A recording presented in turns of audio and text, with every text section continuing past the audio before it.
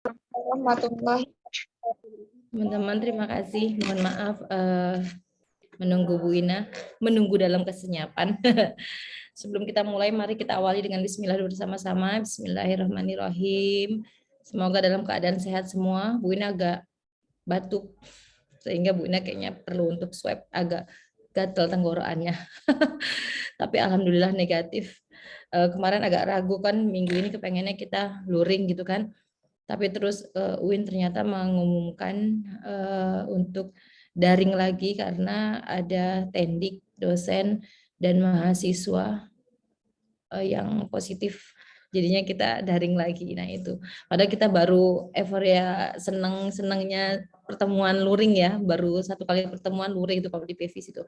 Baik teman-teman, bisa bantu Bu Ina share screen di grup udah Bu Ina sharekan apa tuh namanya PPT-nya, ada yang bisa bantu? Bisa, Bu. Oke, Neng Ella ya. Sehat semuanya? Alhamdulillah, Bu, sehat. Alhamdulillah. Ceria semua. Apa ini cewek semua apa? Ada yang coba.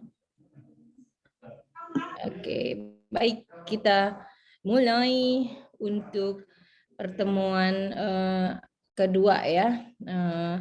Terkait dengan perkembangan peserta didik. Kenapa kita ketika ngomong perkembangan peserta didik kita tidak lepas dengan psikologi ya atau psikologi umum lah, bukan hanya psikologi kognitif. Kalau psikologi kognitif lebih kepada bagaimana apa ya psikologis dalam konteks kognitif anak, kognitif siswa. Tetapi ketika kita ngomong perkembangan, maka ilmu psikologi juga akan bermain di situ karena yang mempelajari tentang bagaimana karakter, bagaimana ciri khas anak dalam perkembangannya, terutama untuk usia sekolah itu tentang psikologinya, begitu ya. Next, Neng. Oke. Di psikologi tentu kita sudah mempelajari bahwa apa namanya sebenarnya kasat mata juga ya sesuatu atau sikap yang bisa kita lihat, yang bisa kita ukur pada setiap anak gitu. Kalau kamu mengalami atau pernah masuk ke sekolah atau pernah mengajar, maka tentunya karakter les-lesan aja ya, les-lesan anak apa siswa kita gitu. Tentunya kita tahu antara satu anak dengan anak lain pastinya akan berbeda secara karakternya. Ada yang mudah memahami materi dengan cara kamu jelaskan. Ada yang dia akan apa namanya mencatat dulu lalu akan dia ulangi gitu kan. Nah, itu cara belajarnya sendiri-sendiri. Nah, kalau ngomongin psikologi umum ya psikologi itu yaitu terdiri dari Psyche yang artinya jiwa dan logos adalah ilmu pengetahuan. Nah, menurut Crow, psychology is the study of human behavior and human relationship. Jadi tidak hanya berbicara tentang bagaimana karakter seseorang, bagaimana ciri dia dalam berkembang, enggak, tetapi human behavior-nya. Jadi sikap dia dan bagaimana hubungan dia atau interaksi dia dengan orang lain, entah itu teman sejawatnya ketika belajar kan dia akan ngomong akan berinteraksi dengan teman dia, dengan guru dia. Nah, disinilah psikologi umum berperan dalam bidang pembelajaran yaitu how to human behavior and human relationship gitu. Jadi ketika menjadi seorang guru maka kita akan mempelajari itu untuk memahami bahwa ketika anak kita belajar, ketika siswa kita ada dalam fase usia sekian sampai sekian, maka kita harus memahami bahwa materi ini akan kita bawakan, maka bagaimana cara membawakannya, itu menjadi penting. Oke, next, Neng. L. Oke, nah definisi dari dan tujuan dari pendidikan yaitu kita sudah sama-sama tahu kan ya, education is the process whereby person intentionally guide and development of person. Jadi dia yang apa ya menggambarkan proses seseorang dan mengembangkan dirinya, mengembangkan orang tersebut gitu kan. Kalau dalam bahasa kita belajar adalah dari tidak tahu, harusnya ya tujuannya dari tidak tahu menjadi tahu kan gitu kan ya. Awalnya kita bilang bahwa oh saya nggak tahu tentang ini gitu kan. Lalu ketika kita mengalami proses belajar, maka akan ada penambahan kompetensi. Paling tidak ketika tidak ada penambahan kompetensi, maka akan ada penambahan pengetahuan ataupun penambahan informasi. Nah, demikian.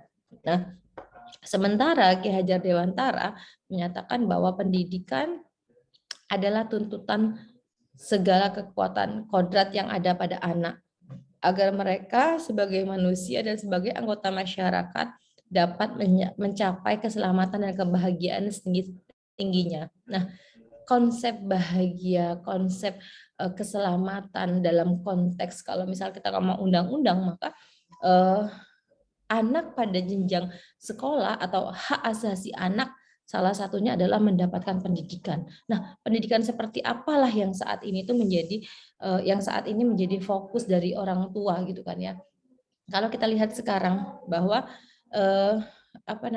kan nih, bisnis pendidikan atau sekolah-sekolah itu kan sangat menjamur dan itu menjanjikan, apalagi ketika sekolah itu membawa apa tuh namanya brand sendiri gitu kan ya. Brand sendiri itu misalnya berbasis agama, terus hafal 2 juz misalnya, memiliki karakter yang baik gitu dan lain-lain. Nah, itu akan mempunyai pangsa sendiri dan itu akan dikejar oleh banyak orang gitu kan ya. Coba cek deh sekarang, maka sekolah-sekolah yang sifatnya berbau agama itu akan menjadi sangat laku dibandingkan sekolah-sekolah negeri saat ini. Kenapa? Karena paradigma masyarakat kita, paradigma orang tua itu udah berubah, bukan lagi mengejar prestis sisi akademik saja, tetapi lebih kepada penanaman karakter, berbudaya, kemudian terutama dalam penanaman agama untuk anak-anaknya. Nah, itu yang menjadi terus orang berpikir bahwa ketika proses edukasi itu bukan hanya melulu soal akademik, bukan melulu hanya soal prestasi akademik atau prestasi yang sifatnya kognitif saja, tetapi banyak hal gitu. Nah, maka muncullah sekolah-sekolah yang berbau atau berbasis kepada agama itu. Next, Neng. Nah, selanjutnya di ini aja nggak apa-apa, Neng, di slide, nggak usah slide so nggak apa-apa karena nanti akan lama. Nah, kemudian pendidikan pada hakikatnya adalah usaha sadar untuk mengembangkan kepribadian dan kemampuan di dalam dan di luar sekolah. Guys, ketika kita belajar, ketika kamu mengambil mata kuliah PPD, pasti kamu sadar kenapa kamu ngambil ini. Oh, bukan karena ini paket gitu kan. Iya, paket gitu kan. Tetapi kenapa PPD? Oh, karena saya adalah calon guru, maka ini akan penting saya gunakan gitu kan. Saya ambil gitu karena ini akan menjadi bagian dari saya mengembangkan diri saya, mempersiapkan diri saya untuk menjadi seorang guru yang baik, kan begitu ya. Nah, perlu disadari bahwa ketika orang mengalami belajar itu tidak hanya ada di dalam kelas gitu kan ya, kamu gurunya yang mengajarkan, anaknya memperhatikan, tidak hanya itu, tetapi proses belajar pun, proses pendidikan pun itu juga terjadi di luar sekolah, di luar kelas begitu kan ya, di mana setiap anak akan berkembang dengan potensinya sendiri-sendiri. Nggak bisa, misalnya ketika kita menghadapi masalah, ketika di lingkungan misalnya, kayak kalian kos deh, terasa banget kan. Ketika kalian kos, ini kan misalnya awalnya SMA atau SMP, SMA lah ya, atau pondok, mungkin itu masih ada pengawasan, masih ada bimbingan dari orang tua gitu kan ya. Misalnya pulang sekolah udah ada disediain makan segala macam gitu. Tapi ketika kamu ke Jogja, kamu kuliah, maka habitnya akan berubah gitu kan ya. Kalau di rumah mana berani mau bangun siang ya kan. Tetapi kalau udah di kos-kosan, ya udah bangunnya siang, toh ibumu nggak akan tahu kok, nggak kelihatan kamu belum bangun atau enggak gitu kan ya. Paling juga telepon, udah bangun belum, sudah kok Bu gitu kan, padahal masih gegoleran di kasur misalnya seperti itu. Maka itu adalah ketika kalian tiba-tiba harus mandiri atau kalian merencanakan untuk mandiri ketika kalian memilih sekolah yang jauh dari rumah, dari orang tua, Maka ini adalah usaha untuk mencapai proses belajar gitu kan. Belajar kan tadi bukan masalah akademik saja, tetapi segala macam pengalaman bagaimana kalian menjadi memecahkan permasalahan kalian sendiri. Misalnya nggak punya uang gitu kan di akhir bulan, gimana kamu ngirit-ngirit gitu kan, makan Indomie misalnya, atau kamu makan penyetan, kok penyetan apa tuh, nasi kucing misalnya, itu kan suatu proses belajar gitu. Jadi tidak apa ya, terpaku hanya di dalam ruang kelas saja belajar itu, tetapi di luar sekolah juga, karena menurut sekarang kebutuhannya, kalau misalnya kita sama-sama sadari, kebutuhan saat ini bukan lagi orang yang pintar. Ya pintar secara akademik, tetapi kalau tidak bisa menjadi pemecah masalah atau problem solver bagi lingkungannya, maka tidak akan ada gunanya. Banyak loh IPK tinggi ya, ada temen yang IPK-nya tinggi luar biasa nih, 4,00 gitu kan maksimal. Tetapi ketika di dalam lingkungan pekerjaan, dia pintar untuk dirinya sendiri gitu kan, tapi dia nggak bisa bagaimana dia bekerja sama dengan teman satu timnya, bagaimana dia bisa memahami orang lain. Akhirnya dia akan merasa dia ideal, tetapi lingkungannya nggak bisa ngikutin gitu kan. Itu kan parah tuh. Dia bisa gitu, dia pinter, dia nggak bodoh, 4 gitu kan. Tetapi dia nggak bisa bekerja sama dengan orang lain. Akhirnya yang tercipta adalah ketidaknyamanan di lingkungan kerja seperti itu.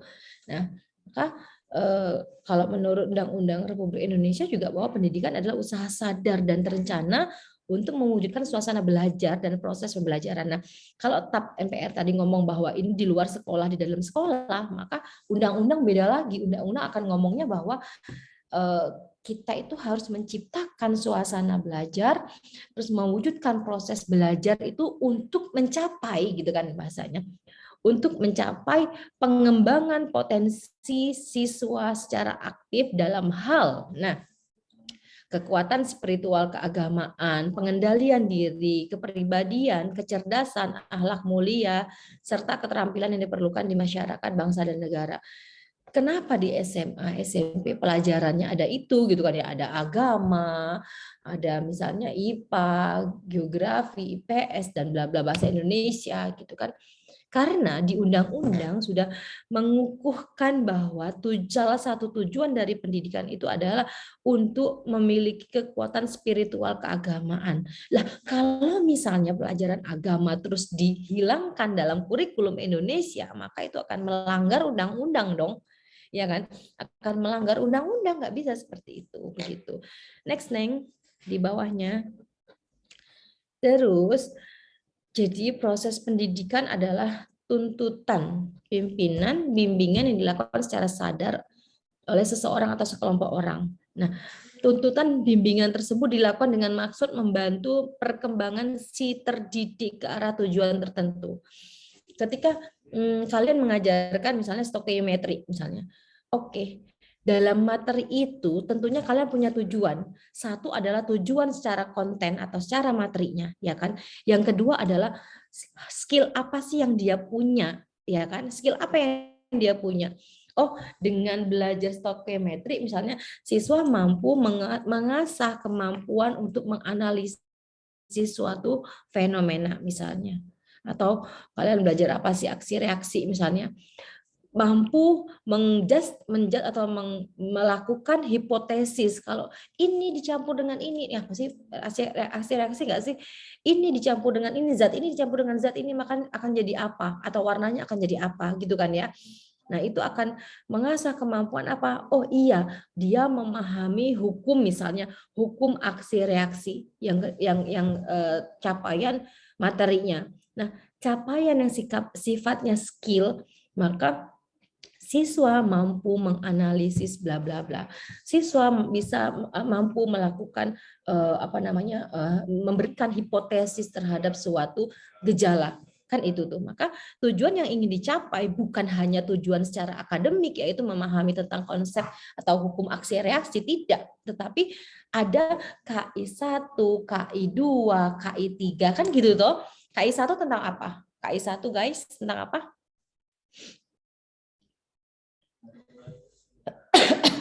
L, KI 1 apa L? Gesa, KI 1 apa? KI 1. Kalau dalam kurikulum ada KI 1, KI 2, KI 3. Sudah pernah dengar?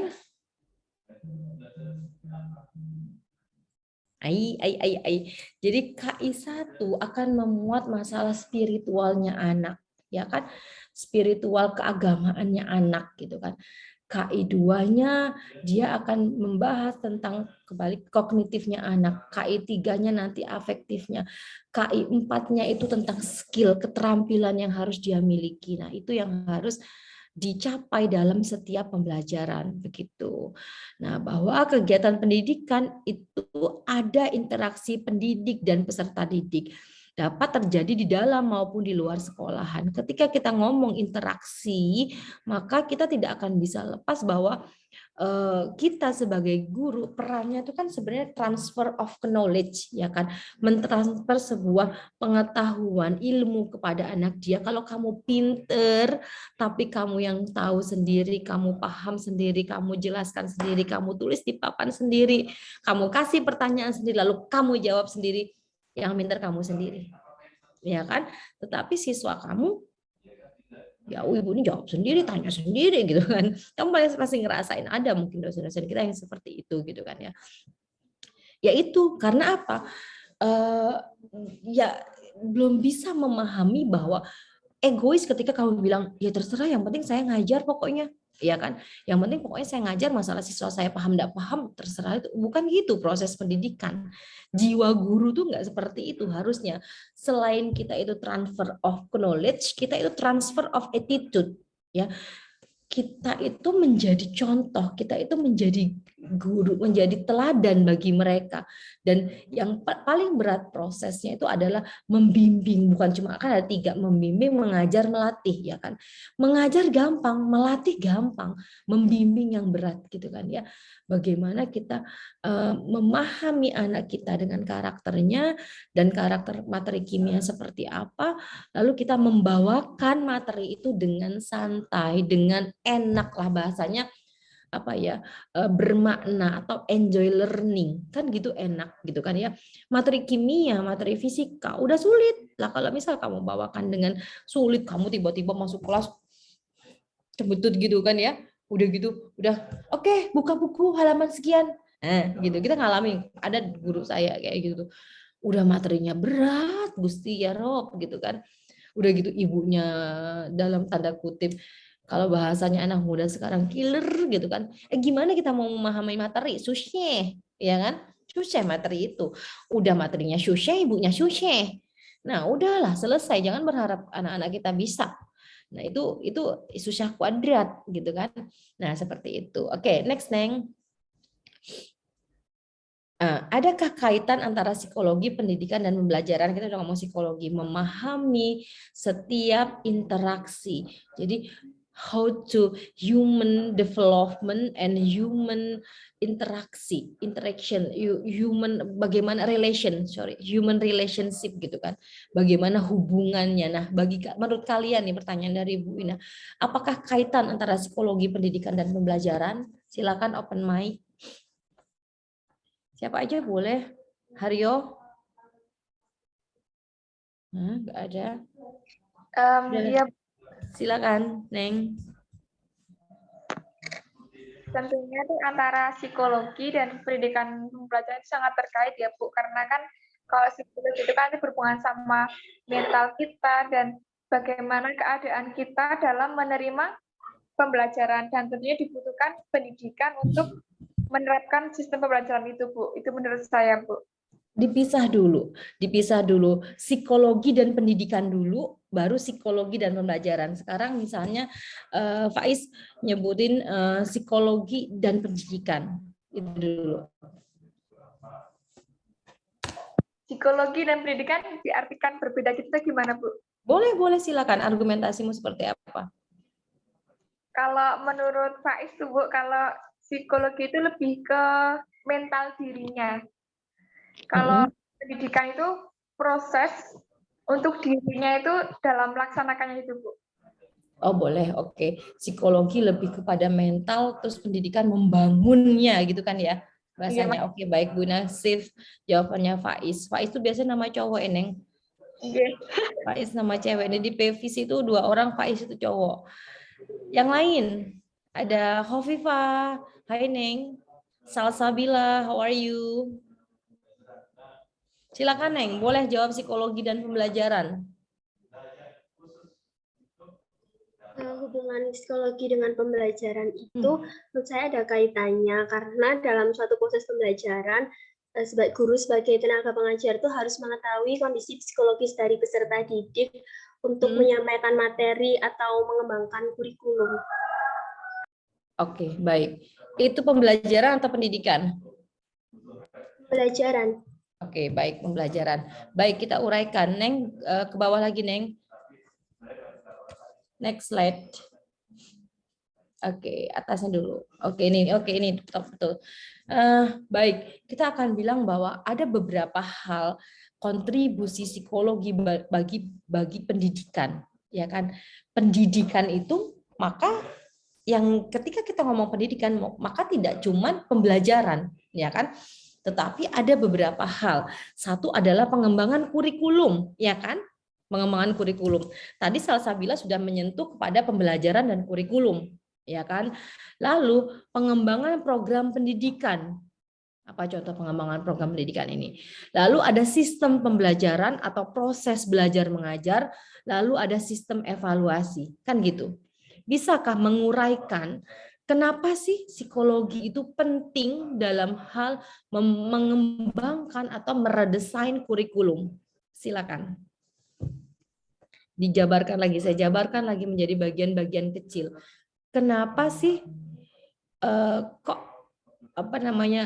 ketika melakukan pengembangan kurikulum dibutuhkan psikologi? Silakan. Siapa? Indria Arifiani. Boleh. Terus Juliasi. Silakan, Neng. Asa Biku Bikunal. Namanya keren-keren sekali sih. Nur Afni Him kepotong. Rizca Daimat. Yuk, ayo open mic dong. Atau Gesha Istiqomah, Adinda yang nampak open. Setri, boleh milih yang mana, Neng? Kalian bisa sampaikan atau jabarkan kenapa sih argumentasi kalian seperti itu, boleh disertai dengan contoh dari pengalaman kalian aja. Misalnya ketika kalian mengalami proses belajar kan panjang, oke lah kita baru bisa paham. SD kan masih jundal-jundil masih belum paham lah. Tetapi SMP, SMA pasti sudah paham. Seperti itu. Silakan. Bu ambil minum sebentar ya.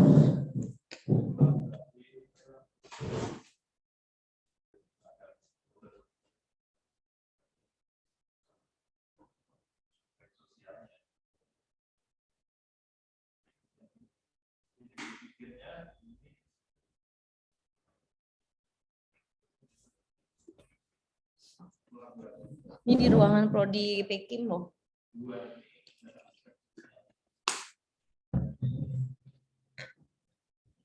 Silakan siapa yang akan mengawali? Siapa? Guna uraikan. Sekarang oke, saya kasih clue.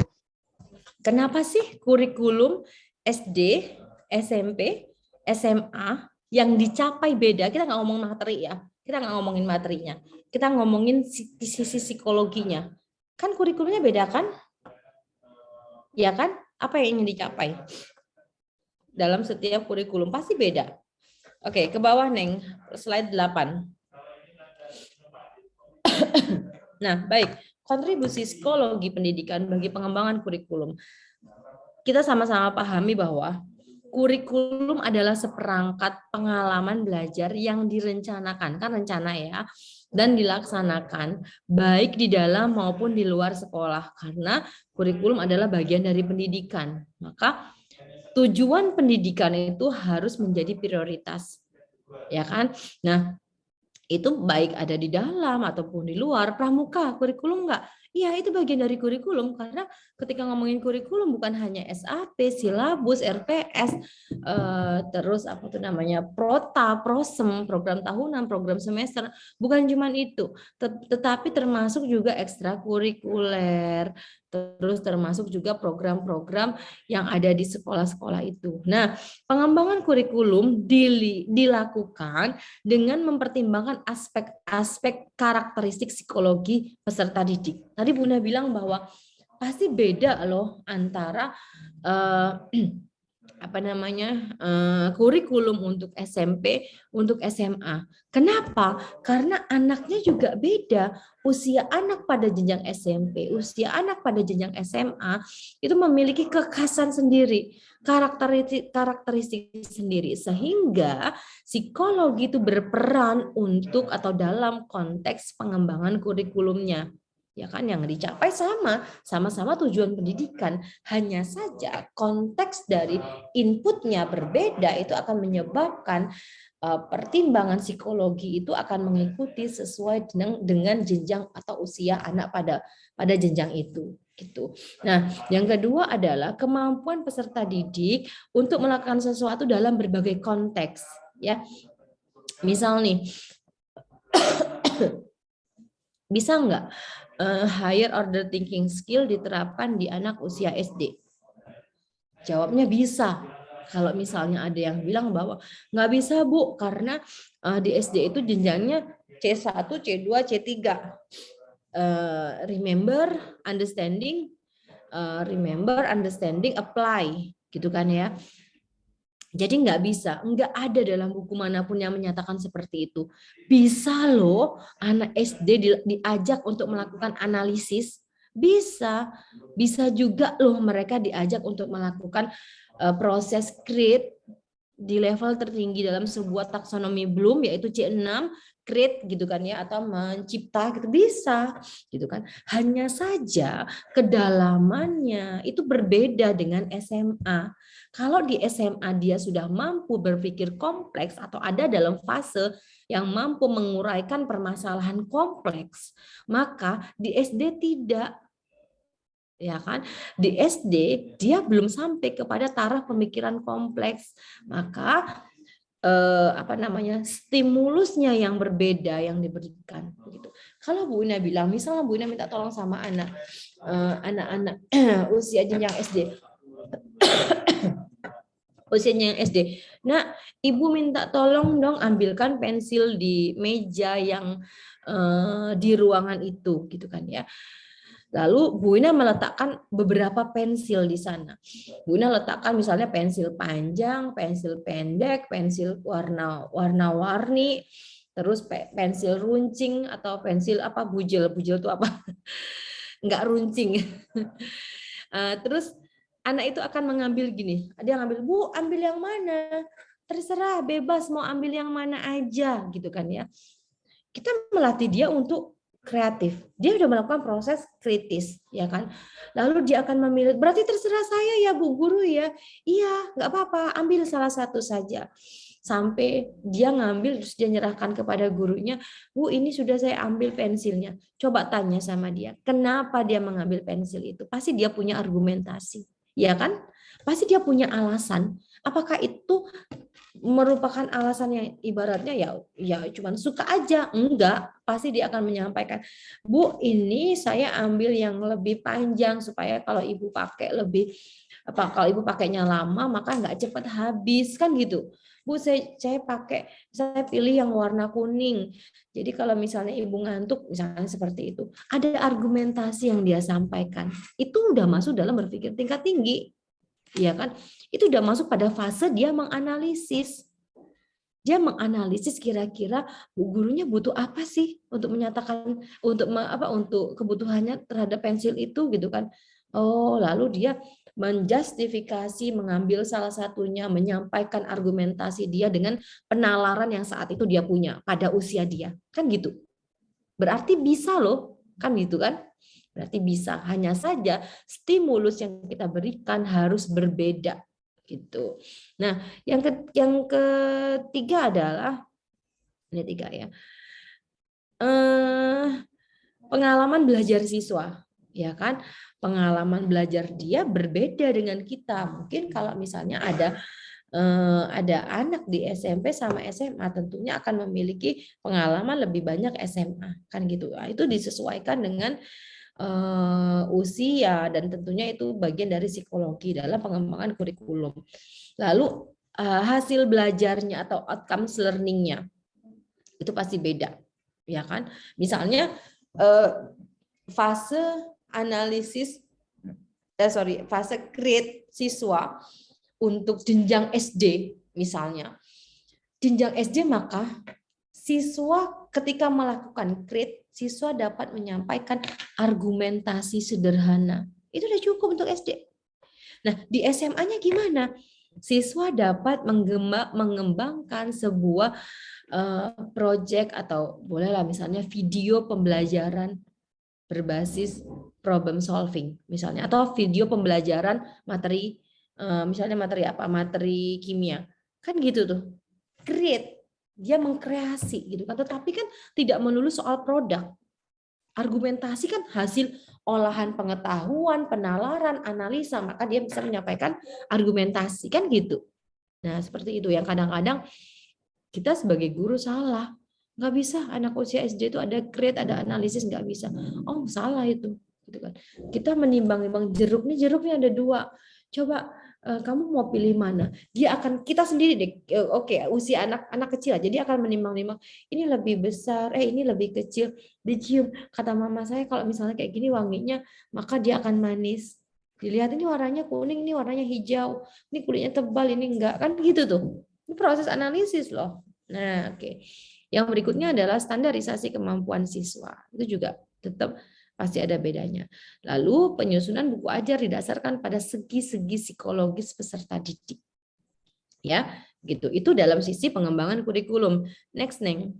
Nah, bagaimana dengan pengembangan program pendidikan? Nah, misalnya nih, pengembangan program pendidikan terkait terhadap penyusunan jadwal ujian, tidak bisa lepas dari aspek psikologis peserta didik, penentuan jurusan atau program, ya kan, pengembangan program yang harus mengacu pada upaya pengembangan kemampuan potensi peserta didik. Dalam menentukan jadwal pelajaran, jarang ya matematika ada ditaruh di jam 2 gitu kan. Padahal kalau dari sisi psikologi sih kita nggak ngerti juga, kadang-kadang gitu. Kita dari dulu ya, kalian bisa ngamati nggak ketika kalian SMA gitu kan, pasti pelajaran yang IPA, matematika, kimia itu pasti di pagi ya kan. Padahal kalau menurut Bu Ina nih, ketika bahasa Indonesia di terakhir kita ngantuk juga. Kan gitu kan, jadi bukan karena pagi atau siangnya kayaknya. Jadi rata-rata yang kimia, fisika, matematika tuh di pagi semua. Terus nanti yang lainnya tuh yang sifatnya cerita-cerita itu malah kayak di siang. Dan kita malah didinaboboin oleh itu gitu. Next, slide 10, Neng. Oke. Nah, lalu bagaimana pengembangan sistem pembelajaran? Nah, tadi sudah disampaikan sama teman kamu, Bu, kita dalam mengembangkan kita tahu. Jadi strategi seperti apa yang harus kita ambil. Ya, benar. Itu untuk pembelajaran. Tadi di awal si Faiz sudah ngomong tentang pembelajarannya, peran psikologi dalam pendidikan dan pembelajaran. Ya kan? Satu adalah pemilihan teori belajar yang bisa kita aplikasikan. Tidak semua teori cocok untuk semua materi kimia. Kan gitu. Kita harus memilah mana yang paling sesuai dengan kita, dengan anak kita. Harus melihat apa? Harus melihat satu, karakteristik dari materi kimia. Ya kan? Yang kedua adalah melihat dari karakteristik siswa kita. Siswa kita seperti apa karakteristiknya? Kemudian adalah karakteristik dari lingkungan atau sekolah. Kalau misalnya kamu ingin membelajarkan tentang bunyi, kamu tinggal di daerah, misalnya daerah terpencil, membelajarkan tentang bunyi, kamu minta mereka pakai trompet atau minta mereka mendengar, coba amati atau perhatikan suara ambulan. Ambulan nggak pernah lewat di daerah situ misalnya. Atau trompet adanya cuma saat lebaran, nggak bisa, ya kan? Maka kamu memilih strateginya yang sesuai, ya kan? Kalau misalnya lingkungannya di pedesaan, misalnya di pesisir pantai atau di di daerah gitu pegunungan, kamu bisa mencari nyiur apa tuh kok nyiur? pelepah misalnya, pelepah kelapa gitu kan, terus kamu bikin kalau zaman dulu kayak bikin trompet, terus apa kayak peluit itu terus tiup bisa, ya udah itu cukup, ya kan? Pemilihan media dan alat bantu belajar nggak harus di daerah. Ketika kamu bilang ibu hari ini akan menampilkan video pembelajaran, nah gimana sinyalnya enduk-enduk di sana, nggak bisa video, berarti kamu tidak bisa melihat bagaimana kondisimu, kondisi lingkunganmu, gitu kan, kondisi anakmu, gitu kan. Nah, gitu. Jadi pemilihan model, media, alat bantu pembelajaran itu tentunya melihat kepada proses melihat pada psikologi pendidikannya, termasuk dengan penentuan alokasi waktu dan jam pembelajaran. Oke, next slide 11 then. Nah, berikutnya adalah di tadi apa sistem pelajaran masih ada ya. Ini udah Neng 12 berarti yang sama ya tadi ya. Oh sama itu. Nah, yang tidak kalah adalah evaluasi. Kalau pernah dengar bahwa ada segitiga, yang di atas itu adalah tujuan pembelajaran, tujuan pendidikan atau tujuan pembelajaran, sebelah kiri adalah apa namanya KBM, kegiatan belajar mengajar, yang sebelah kanan adalah evaluasi, di mana proses belajar itu tidak akan lepas dari tujuan, dan tujuan tidak akan berbeda dengan pembelajarannya, atau pembelajaran tidak akan berbeda dengan tujuan. Lalu sebaliknya, evaluasi juga sama. Evaluasi itu pasti akan mengikuti tujuan, ya kan? Pasti akan mengikuti tujuan pembelajaran, misalnya konsep zat cair misalnya. Zat cair, fluida misalnya. Di situ akan belajar tentang satu tekanan, dua adalah Archimedes. Itu tujuannya, ya kan? Maka materinya adalah fluida, submaterinya adalah satu fluida statis, dua fluida dinamis, ya kan? Di fluida statis akan mempelajari tentang tekanan. Terus habis tekanan misalnya Archimedes. Nah, di fluida dinamis ada kontinuitas, ada bla bla bla, ada banyak gitu kan ya. Maka itu tujuan secara konten yang harus dicapai oleh guru, ya kan? Nah, evaluasinya nggak boleh lepas dari itu. Kalau misalnya fase anak kamu ada di usia SMP, dia mungkin belum mempelajari tentang fluida dinamis yang sampai dengan kontinuitas, misalnya yang apa ya, yang permasalahan kompleks gitu. Itu belum sampai sana. Maka kamu harus mengikuti itu. Nah, berikutnya adalah evaluasi nggak boleh lepas dari pembelajarannya. Kalau di pembelajarannya kalian memberikan materinya, strateginya adalah dengan metode demonstrasi atau dengan metode praktikum, kalian nggak boleh memberi evaluasinya itu adalah kognitif aja, nggak boleh. Tetapi kalian dalam mengevaluasi harus sesuai dengan pembelajaran yang diberikan pada saat itu. Kalau misalnya praktikum yang diberikan atau yang kita gunakan adalah praktikum, maka evaluasi yang kalian lakukan adalah terkait dengan skill psikomotoriknya. Ya kan, ketika masuk lab, bagaimana dia mengkalibrasi alat, bagaimana dia mengukur misalnya memberi tetesan zat gitu kan, bagaimana dia kemudian merangkai alatnya, bagaimana dia melakukan proses atau langkah-langkah praktikum, kan seperti itu. Nggak adil ketika yang dinilai adalah kognitifnya, seperti itu. Nah, maka penentuan evaluasi atau sistem evaluasi itu juga menganut psikologi, di mana penentuan teknik evaluasi itu penting, ya kan? Ini harus tes, ini harus non tes. Nggak bisa ketika namanya penilaian pembelajaran itu kan sifatnya penilaian tidak langsung kan, ya kan? Kalau penilaian langsung tuh misalnya Bu Ina ingin mengetahui berapa derajat sih suhu iswatul ummah misalnya, maka saya bisa tempelkan termometer ke bagian tubuh iswa, ya kan? Itu pengukuran langsung. Tetapi ketika saya ingin mengetahui seberapa besar sih kemampuan atau skillnya Gesa dalam konteks pemahaman konsep, misalnya konsep misalnya fluida, pemahaman konsep fluida. Saya nggak bisa mengukur langsung, oh iya, dia paham, karena ini termometer saya letakkan di kepalanya Gesa. Kagak bisa, Neng. Ya kan? Yang ada juga saya melakukan proses atau pengukuran tidak langsung kepada Gesha. Dengan cara apa? Saya melakukan teknik, saya memberikan soal. Maka ketika memberikan soal, saya melakukan proses teknik evaluasi. Kenapa yang saya berikan soal? Iya, karena yang akan saya ukur adalah kemampuan atau skill pemahaman konsep. Lek wawancara bisa nggak? Bisa, tapi tidak tepat, tidak akurat, kan gitu. Saya tanya, Gesa, apakah Gesa memahami atau paham terhadap konsep fluida? Paham, Bu. Mana bagian yang kamu tidak paham? Tidak ada, Bu. Bisa, tapi tidak tepat, kan gitu. Maka saya akan melakukan memberi soal kepada Gesha. Gesha, ini soal, kamu kerjakan, nak. Akan kelihatan di situ dia paham atau tidak. Kan gitu. Nah, lalu teknik evaluasi salah satunya, Mas Abis, teknik evaluasi jenis tes ya. Dalam hal ini mau lisan, mau perbuatan itu akan lihat ketika ada anak yang ada loh mahasiswa saya itu yang bimbingan dia tuh tremoran. Tremor tuh bahasa keren ya kalian tuh tremor. Saya nggak ngerti tremor apa, saya tahu tremos aja gitu. Nah, tremor tuh jadi dia ketika bimbingin tangannya kayak gini kayak orang kedinginan. Jadi goyang-goyang, ini meja saya goyang-goyang, semakin agak lama dia di depan saya, meja saya makin goyang-goyang gitu. Ini kayak gempa bumi gitu, gempa lokal ini kan. Saya pertamanya nggak paham, ya kan.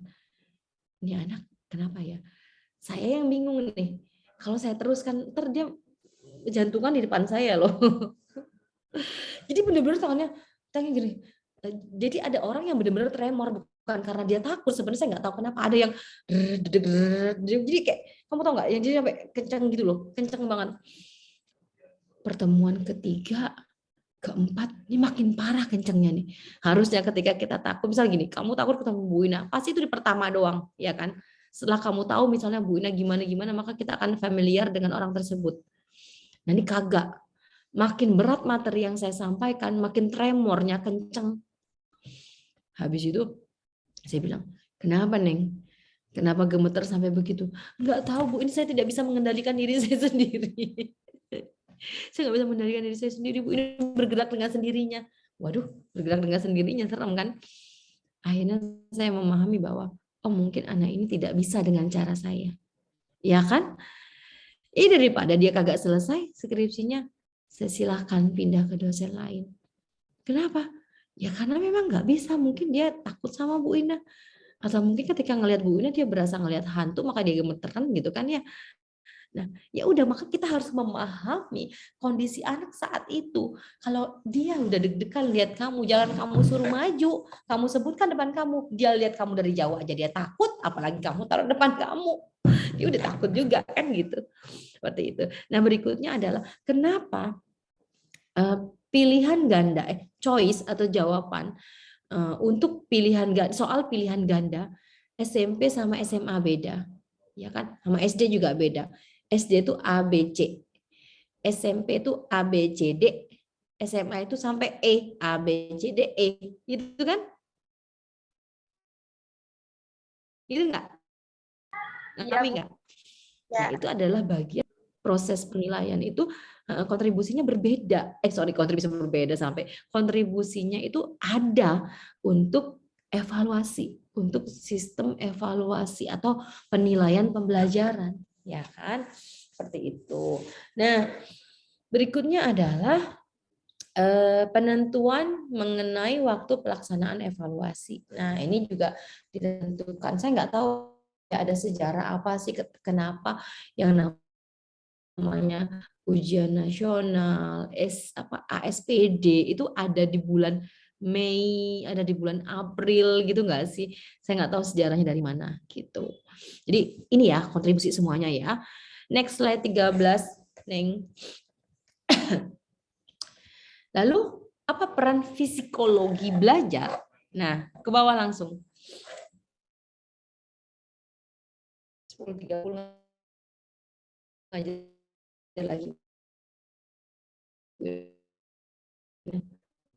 Psikologi belajar di bawahnya Neng, sebuah disiplin psikologi berisi teori-teori psikologi mengenai belajar, terutama mengupas internet saya low, mengupas bagaimana cara individu belajar atau melakukan proses belajar, ya kan?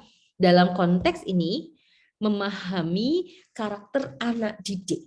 Nah, seperti itu. Kamu tahu karakter anak A, B, C itu berbeda. Maka kita tidak bisa melakukan pendekatan klasikal ke seluruh siswa kita. Ada anak kita yang harus kita beri treatment khusus. Ya kan? Ada yang harus kita dekati secara personal. Ada yang cuek aja, kamu mau ya dia udah bisa, mau ngapain aja dia bisa. Kayak anak saya gini nih, saya ngajarin perkalian sama anak saya yang laki-laki. Ya ampun, energinya besar sekali. Yang ada juga saya yang lari-lari kok zaman dulu 1 kali 3 3, saya ikutin dia kemana-mana 2 kali 3 kan gitu. Kalau kita zaman dulu ya, kalau saya zaman dulu ya mungkin beda. Perkaliannya adalah 1 2 3 sampai 10, kemudian dikali 3-nya di tengah. 3 kan gitu kan. Jadi 1 kali 3 3, 2 kali 3 6 kan kayak gitu. Nah, sekarang enggak tahu saya tuh. 3-nya di depan, 1 2 3-nya di tengah. Paham maksud saya? Jadi kalau kita kan kalau saya kan 1 kali 3 3, kalau sekarang itu adalah 3 kali 1 3, 3 kali 2 6. Kalau zaman dulu 1 kali 3 3, 2 kali 3 6, sama. Tetapi bahasa yang berbeda saat ini itu akhirnya membuat anak-anak itu, oh mungkin saya pikir gini, oh mungkin ini karakter belajar sekarang. Saya nggak tahu kenapa diubah dan itu tidak bisa diterima oleh anak saya. Mama bukan seperti itu, ustazah ngajarin nggak seperti itu, dia lebih percaya sama ustazahnya ketimbang sama mamanya, seperti itu. Jadi maka kita akan mengikuti dengan cara itu, gitu kan.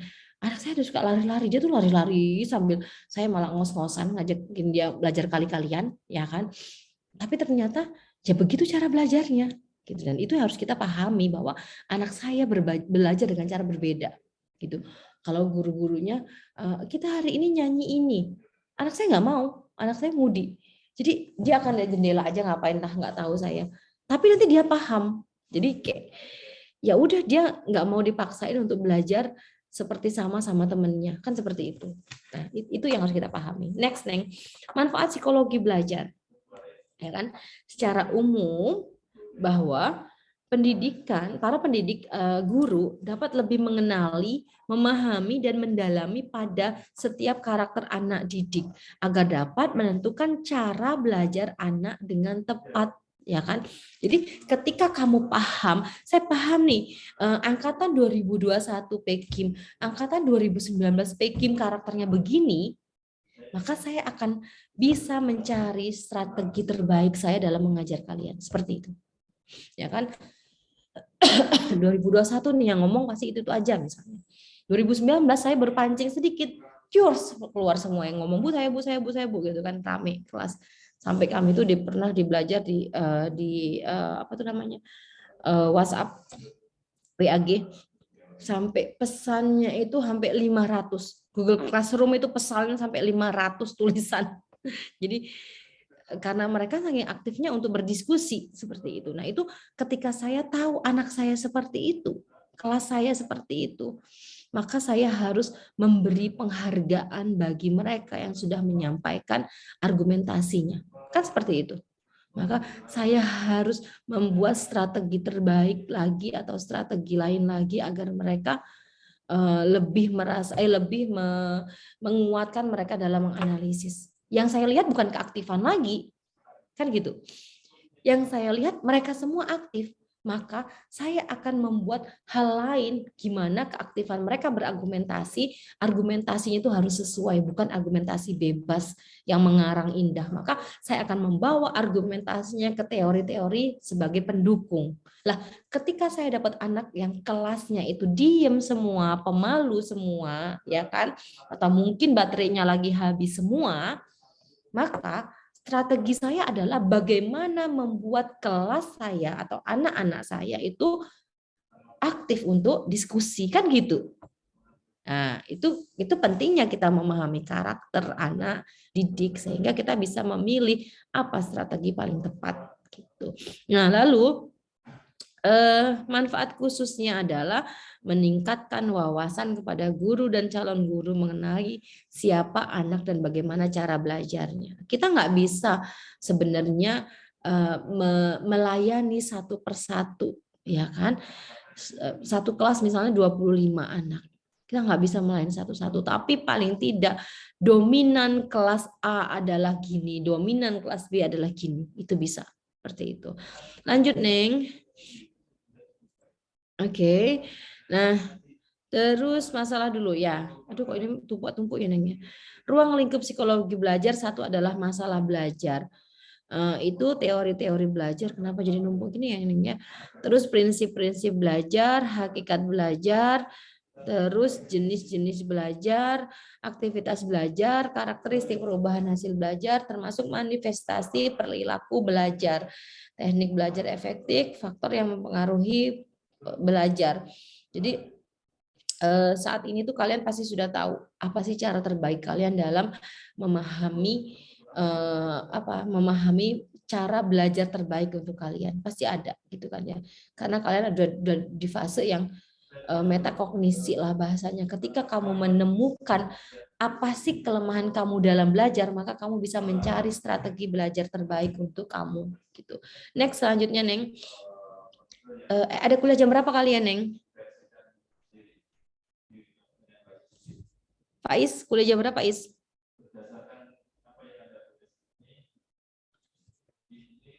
Gesa, ada kuliah lagi jam berapa? Seingat saya Pak Agus bilang Senin tuh kalian full.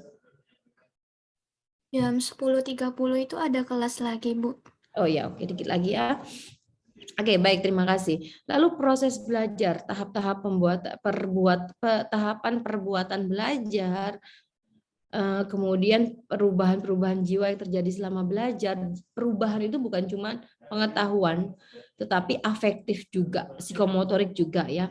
Kemudian pengaruh motivasi terhadap perilaku belajar, masalah proses lupa. Nah, ini lupa ini bagian dari penting dalam sebuah psikologi. Namanya kalau di situ psikologi kognitif. Kalau saya S3 dulu belajar gitu. Dan kemampuan individu memproses perolehan melalui transfer belajar. Lalu signifikansi perbedaan individu dalam kecepatan proses, kesan dan keterbatasan kapasitas individu dalam belajar. Sebenarnya yang terbatas itu adalah bukan organ atau otak kita, tidak. Karena di dalam otak kita kan pasti ada lembar-lembar dan itu tuh sebenarnya tidak terbatas. Nah, hanya saja kemampuan kita menerimanya itu yang berbeda antara satu dengan yang lain. Seperti itu. Next, 18, situasi belajar. Nah, suasana dan keadaan lingkungan fisik juga mempengaruhi ya, karena kita nggak bisa gini. Kalau misalnya gini, hari ini kita ujian misalnya, lalu si Setri Sunu dia nggak bisa ngerjain, ya kan? Lalu saya menjudge Setri, ini anak nggak bisa nih. Oh, nggak bisa seperti itu. Jangan seperti itu. Karena dengan sekali tes, kita tidak bisa menjustifikasi dia sebenarnya paham atau tidak. Ya kan? Barangkali hari itu saat dia tes, dia dalam keadaan yang kurang sehat. Atau barangkali tadi ketika dia mau berangkat, ternyata dia naik motor nabrakin meong. Kucing, ya kan? Lalu dia masih galau. Tadi kok tak tinggalin kucingnya, harusnya kan dikuburin segala macam. Tapi karena mau tes lalu dia langsung bablas aja. Nah, mungkin seperti itu karena suasana atau keadaan saat itu hati dia, lingkungan dia sedang tidak support untuk dia in mind dalam tesnya, kan gitu kan. Nah, seperti itu. Situasi belajar itu menjadi penting. Suasana dan keadaan lingkungan non fisik, suasana dan keadaan lingkungan non sosial dan juga lingkungan sosial seperti itu. Next. Nah, apa peran ilmu psikologi dalam pendidikan? Apa peran psikologi dalam pelajaran kimia? Apa peran psikologi dalam perkembangan peserta didik dalam perkembangan pelajaran kimia? Ini tugas diskusi kalian. Diskusinya di mana ya? Mau kuliah ya? Oh, next aja deh. Kalian pikirkan aja besok Bunda cuma butuh nomor 2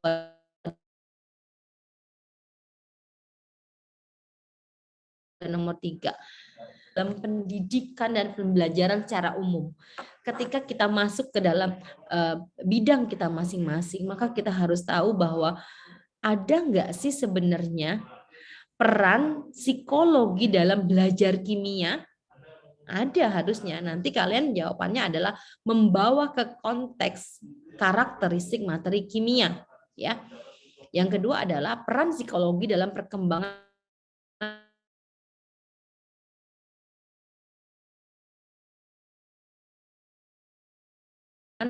peserta didik.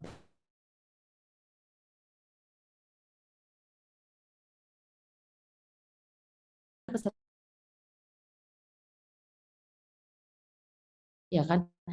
Nah, ini tetapi ketika kalian belajar kimia, kalian belajar fisika, pasti kalian memiliki strategi khusus, cara sendiri, ya kan?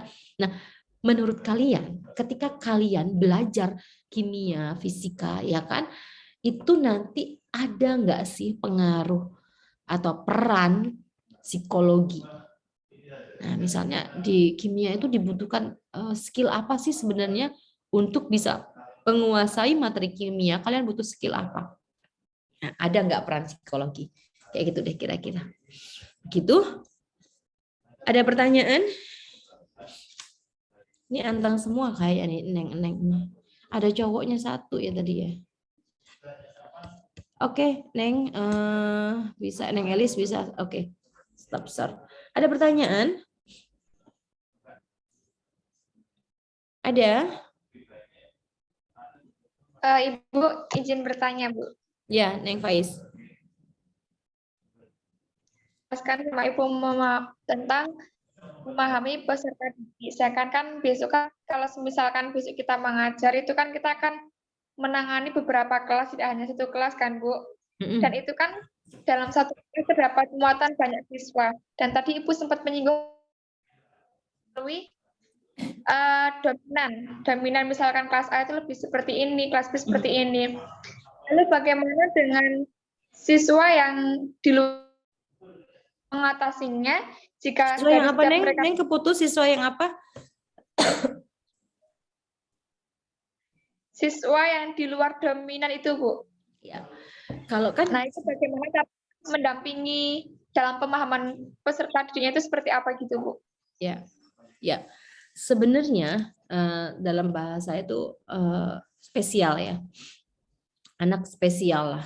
Spesial itu tidak harus misalnya need ability, bukan yang cacat, bukan, tetapi misalnya mohon maaf nih, misalnya agak sedikit kreatif dalam konteks nakal gitu bahasanya. Kita nggak bisa nangani semuanya kalau kamu punya banyak kelas. Tetapi Bu Ina bilang tadi bahwa kita akan lihat dominan. Kalau Bu Ina lebih kayak gini nih. Yang paling, jadi setiap kelas itu pasti punya 1, 2, 3 siswa yang paling dianggap ketua geng lah bahasanya. Ketika dia ribut, semuanya ribut. Masih ada itu. Kalau ketika PPL besok kalian ngerasain deh. Kalau yang ini ribut, maka yang lainnya tuh sama gitu kan. Nah, yang bisa mengendalikan tuh dia, maka yang dipegang adalah dia. Kayak gitu tipsnya. Jadi kamu pegang siswa yang paling tadi dalam paling ketua gengnya lah. Yang paling itu si ketua gengnya itu kamu pegang. Nah, nanti ketika ya udah kamu tinggal misalnya ribut semua nih, kamu tinggal nyuruh ketua gengnya, nanti ketua gengnya akan mendiamkan satu kelas, dan itu terjadi. Lah, kalau misalnya kita melihat dominannya adalah seperti itu, maka ada satu yang misalnya spesial tadi. Maka ketika kamu tinggalkan dia, dolim dah kamu jadi guru. Kenapa? Hak dia belajar, ya kan? Kalau misalnya terus dia misalnya penerimaannya lambat, lalu kamu melaju dengan kencang, dia nggak bisa memahami. Maka carilah strategi lain yang kamu bisa nanya sama ibu nanti, atau kamu bisa belajar sama temanmu kayak gitu. Atau pendekatan personal jika masih sanggup, karena kelasnya banyak biasanya. Guru itu harus memenuhi 24 jam pelajaran begitu.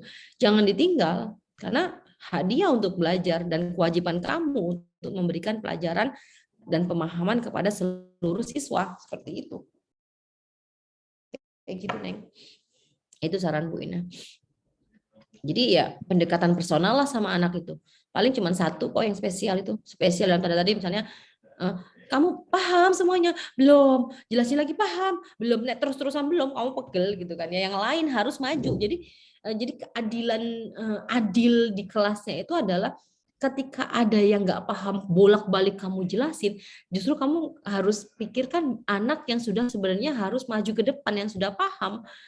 Akhirnya kan dia melambat, ya kan? Jadi dia tidak berkembang sesuai atau tumbuh sesuai dengan sesuai dengan dia gitu kan. Harusnya dia sudah materinya maju gitu. Nah, maka dulu sebenarnya ada konsep kelas CIBI ya, akselerasi itu loh. Cerdas CIBI, cerdas apa ya lupa. Yang CIBI lah, akselerasi lah bahasanya. Dipisahin untuk untuk anak yang memiliki IQ tinggi atau cerdas, yang lainnya dipisah. Kalau zaman saya dulu memang begitu. Jadi ketika dulu kan masih CAU ya, CAU 1 teng semuanya dibagi sesuai itu A B C D kelasnya. Di terima rapot pertama kan ada 3 CAU 1, CAU 2, CAU 3. CAU 1 keluar hasilnya langsung dipisahkan kelasnya. Yang 1 sampai 10 digabungkan dalam satu kelas, sekian sampai sekian kelas berikutnya seperti itu. Itu sebenarnya untuk memfasilitasi anak yang sebenarnya pemahamannya cepat untuk melaju lebih dulu atau melaju sesuai dengan perkembangan dia. Dan anak yang lambat ketika digabungkan dengan anak yang cepat maka dia akan keseret-seret. Kasihan juga seperti itu. Ada lagi kisah, menurut saya semua kebijakan itu kan pasti ada baik buruknya, positif negatifnya gitu kan ya. Dengan konsep zonasi. Ini kita ngomong zonasi nih, isu pendidikan. Dengan konsep zonasi, akhirnya tidak hanya melulu membawa persoalan, tidak hanya berdampak positifnya, tetapi berdampak negatifnya. Zonasi itu kan anak yang rumahnya dekat dengan sekolah, boleh memilih di sekolah itu atau boleh bersekolah di tempat itu. Akhirnya sekolah-sekolah favorit yang sejak dulu notabene adalah siswa-siswa pintar, siswa-siswa pilihan, bubrahlah dengan konsep zonasi. Di SMA 3, ini real story. Di SMA 3 itu kan anaknya pintar-pintar. Notabene seperti itu ya. Itu yang tercipta dari dulu. Itu pintar-pintar. Dengan adanya zonasi, anak yang pintar pun ya, yang tidak anak yang tidak pintar pun tetapi rumahnya dekat dengan sekolah tersebut itu boleh bersekolah di situ. Menurut kalian baik atau buruk? Menurut saya itu kurang Bu, terlalu berefek juga sama pihak sekolahnya, karena saya kan juga mengingat dulu saya sekolah di SMP yang favorit, tiba-tiba SMP saya kemasukan siswa yang campur gitu loh, Bu. Jadi untuk mempertahankan prestasi di sekolah itu juga kurang. Jadi kayak ketika kita dalam suatu lingkungan anak-anak berprestasi itu akan mempengaruhi yang bisa dibilang yang agak tertinggal, jadi lebih kayak semangat gitu, Bu. Dan yang pintar pun ketika dia masuk dalam lingkungan yang kurang mendukung, maka dia juga akan malas juga gitu, Bu. Itu yang saya alami sih, Bu. Iya, akhirnya perkembangannya terhambat kan? Biasanya seperti itu. Nah, yang terjadi adalah anak itu keseret-seret di sekolah SMA 3 itu dan bunuh diri. Kenapa? Karena akhirnya dia depresi. Ya kan, dia berusaha bunuh diri karena dia depresi dengan keadaan. Saya tuh nggak bisa ngikuti teman-temannya, ya kan? Orang tua tuh sebenarnya menyambut bahagia sekolahnya dekat, masuk sekolah SMA 3 keren gitu kan ya. Tapi anaknya secara psikologis itu ternyata tidak mampu. Secara kemampuan nggak bisa, karena kemampuan nggak bisa dia keseret-seret, temannya sudah paham semua dia nggak paham, dan akhirnya stres sampai depresi. Nah, seperti itu. Dan akhirnya ada berusaha untuk bunuh diri. Kan sebenarnya efeknya negatif. Maka suatu kebijakan itu harus dilihat dulu. Saya harus maksain anak saya masuk SMA 3. Nggak bisa.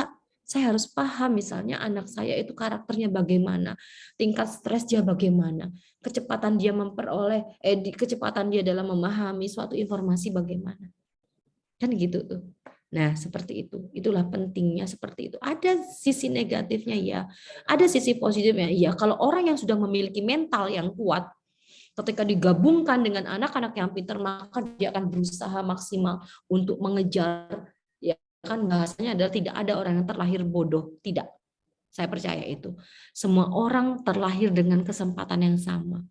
Kalau dia, misalnya Afni udah terlahir dengan IQ tinggi, maka Afni nggak belajar aja dia bisa. Saya untuk mengejar Afni, maka saya harus 10 kali lebih banyak belajarnya dari Afni. Kenapa? Karena kemampuan kita berbeda. Tetapi kesempatan kita sama.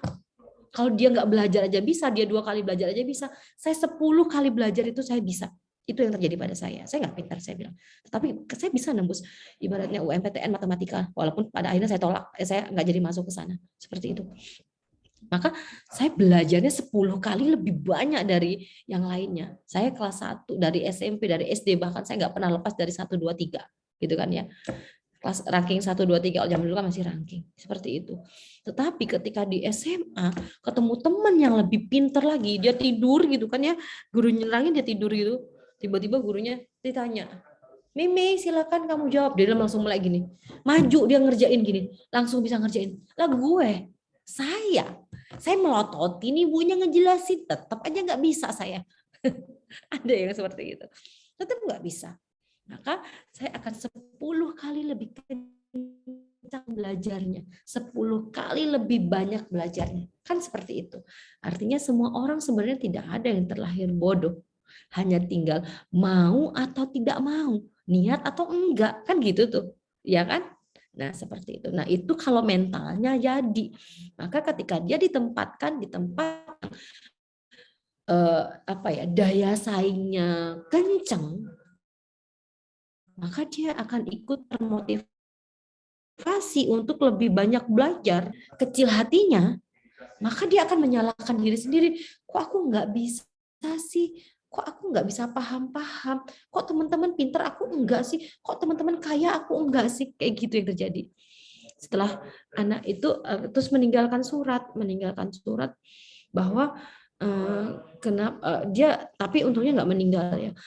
Dia meninggalkan surat bahwa dia merasa di sekolah itu tuh kayak orang asing, seperti itu. Karena teman-temannya pinter secara akademik, lalu mohon maaf yang lain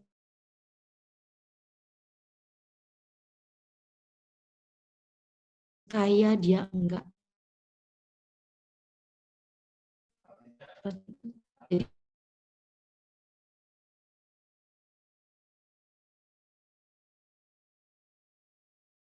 enggak.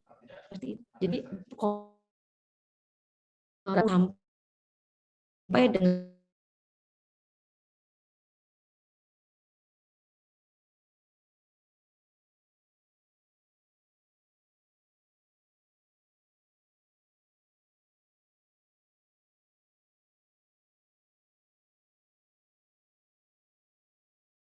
bergerak, oh halo,